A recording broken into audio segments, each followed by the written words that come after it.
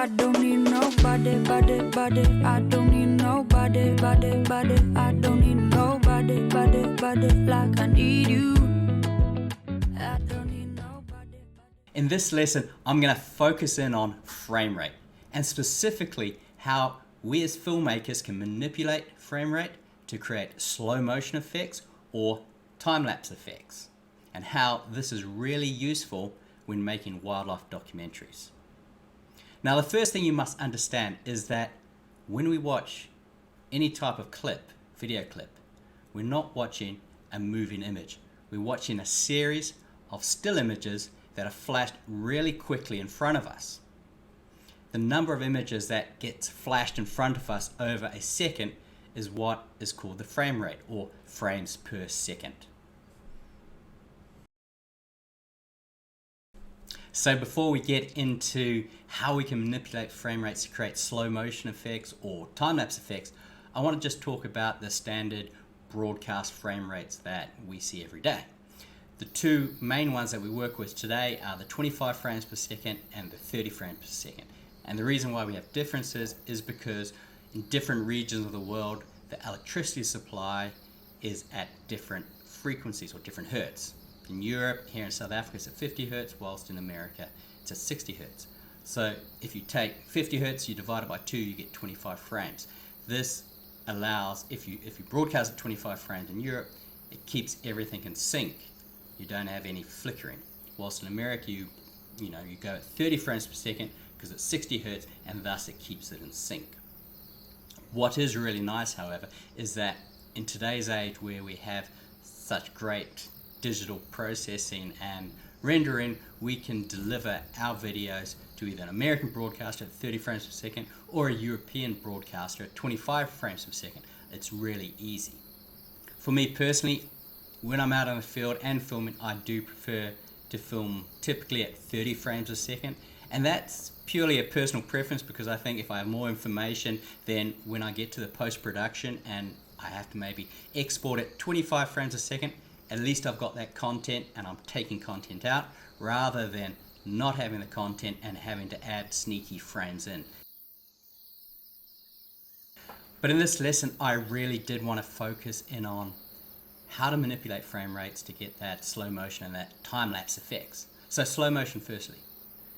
Normally you would collect 30 frames of information in a 1-second clip.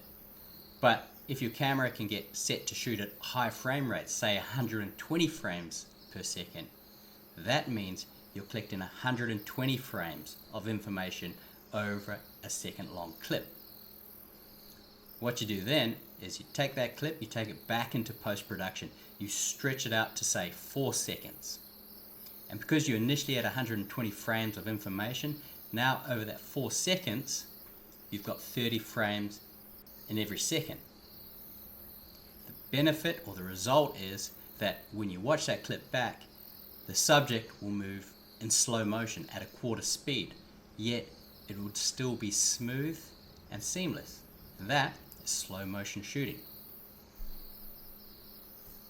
It is also feasible that you could take a normally shot clip, say at 30 frames per second, stretch it out to 4 seconds, and yes, it would play in slow motion. However, instead of having 30 frames of information every second, you would have what's 30 divided by 4. You'd have about 7.5 frames of information every second. And the result would be a jumpy, staccato-like video, because you wouldn't have enough frames and wouldn't have enough information to create that illusion of smooth movement. Like many things in the video world, the more money you throw at a problem, the easier it is to resolve. And if you do want to shoot really high frame rates, really slow that footage down, cameras are out there. Unfortunately, they're incredibly expensive. One on the market now is the Phantom Flex that can shoot upwards of 3,000 frames per second. And its price tag is also upwards of around $150,000. So possibly a little bit out of reach for most of us. But many cameras do give you the flexibility of manipulating and changing the frame rate, shooting at higher frame rates. often though at lower resolutions. So it's really important, if you are investing into a camera, look at the options that camera does offer you. Because as you'll see in wildlife filmmaking, being able to shoot slow motion has a lot of benefits. So for wildlife film, the main benefit is that some animals move really, really fast, and for the human eye to be able to appreciate the nature at its best, you must slow it down. Here I'm talking about things like the great white breaching, the cheetah chasers, even the chameleon with his tongue shooting out. These happen in a split second of time, and unless we can smoothly slow it down, our audience simply cannot appreciate just how magnificent nature is. Another benefit of shooting at a higher frame rate and slowing the footage down is, strangely, stability. In some situations you cannot film with a tripod, if you're underwater for instance, or if you're shoulder mounted, or if you're bucky and there's a strong wind going. And in those situations you get camera shake, you get camera movement. By slowing footage down, it actually stabilizes it. So you can create a usable image out of potentially an unusable image by just simply slowing it down to half speed to quarter speed. Another benefit of shooting in slow motion. Another really cool benefit that I really like about filming in slow motion is when you start selling stock footage.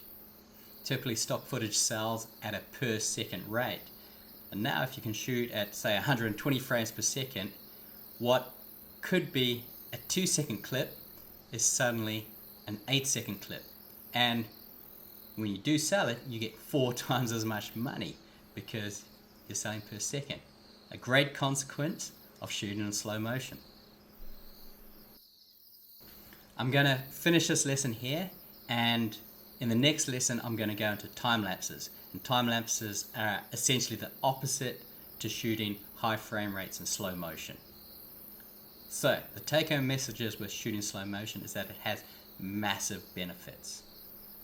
It's financially rewarding, it makes your footage look more stable, and obviously in really fast moving animals, it can allow the audience to enjoy the overall beauty of that nature.